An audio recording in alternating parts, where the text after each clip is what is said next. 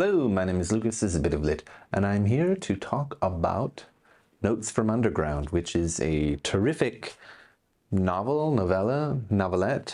written by Fyodor Dostoyevsky, and it also comes with White Nights, The Dream of a Ridiculous Man, and The House of the Dead selections for that on the 150th anniversary edition for the Signet Classics, and has an introduction by Ben Marcus, which focuses on Notes from Underground, which is a truly miserable story. And the character is miserable. As he says, he is a sick man, a spiteful man. Or in this translation, he says a mean man. I believe in other translations, it's a spiteful man. And he most certainly is mean and spiteful. So either way, it's broken up into two parts. Part one, where the underground man sort of lays out his philosophy on the world and how people act and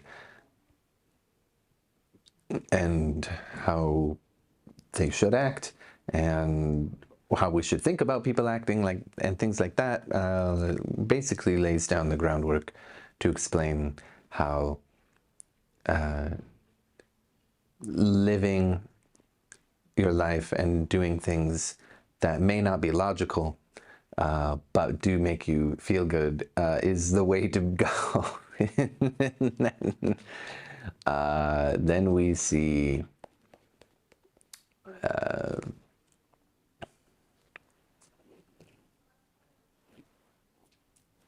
hello, my name is Lucas, this is a bit of lit, and I'm here to talk about Fyodor Dostoyevsky's The Underground Man, which is included with White Nights, The Dream of a Ridiculous Man, and selections from The House of the Dead, with an introduction by Ben Marcus for the 150th anniversary edition of the Signet Classics.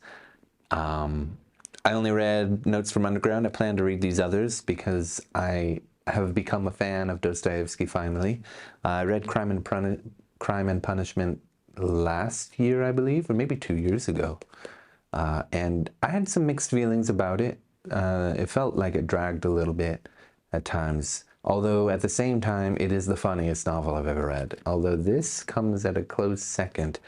It's broken up into two parts. Part one, where the underground man, who is writing in his own little diary and acknowledges that nobody's going to read this and it's never going to get published and that kind of thing, which is a bit cheeky of Dostoyevsky, who I believe was already fairly popular, or wildly popular maybe, author at the time, and people were looking forward to his next work, and then they got this. But in the first part, he kind of lays down his philosophy clearly and talks about how he's tormented by memories. He's kind of relatable in a lot of ways, because he plays memories in his mind again and again and again and imagines different outcomes to them and overthinks everything, among a few other things. Not somebody you want to actually be like, because he is disturbing. He is a sick man. He is a spiteful man. Or in this translation, a mean man. And either way, he's mean and spiteful. The second part is a little bit longer and glorious. It is just... I was cackling the entire time I was reading this, because it says here there's a story called The Dream of a Ridiculous Man, and there is no one more ridiculous than the underground man. In a way, it kind of seems like the second part of the story shows a life lived, his own life lived, based on the philosophy that he laid out in the first part. And it is miserable, and it is horrifyingly cringeworthy, because we see 3 different episodes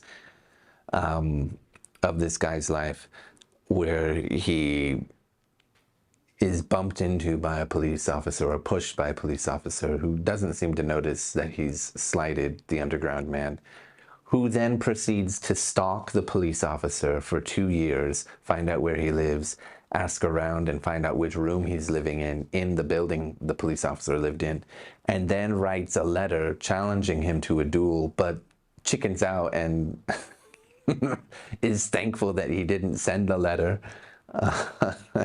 And then he makes a plan to get his revenge by intentionally bumping into the guy, and again almost chickens out. Actually, if I remember right, I read this a couple days ago, I believe he does chicken out, but sort of manages to make it happen anyway. Which is followed by a night out with the boys, we'll say, none of whom like the underground man. Certainly not by the end of the dinner. They also have their own peculiarities and are very fond of one in particular who they're paying his way through to suck up to him. And I don't want to spoil anything about that dinner, but it's excruciatingly cringeworthy. But it just gets worse from there and more miserable when, after challenging one of them to a duel as well, in a drunken stupor,